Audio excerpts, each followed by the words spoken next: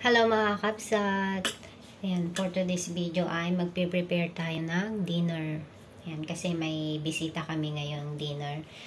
Ayan, i-prepare ko na ngayon ang magbabarbecue kasi sila.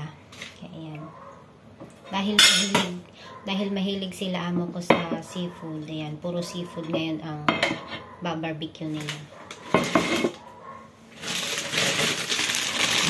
Bumili sila kanina ng hipon. Saka ito.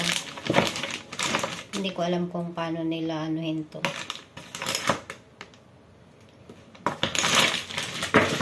Saka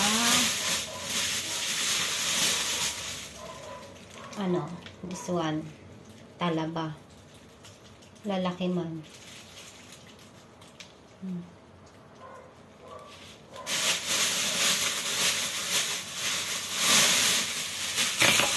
At saka ito, lilinisan ko pa ito. Hot at saka barbecue. Lalaki ng hipon ng binili nila, buhay na buhay pa eh. Lalaki. Tanggalin ko lang yung mga lalaki oh. Yan. Ganito ko siya i-prepare. Ayan.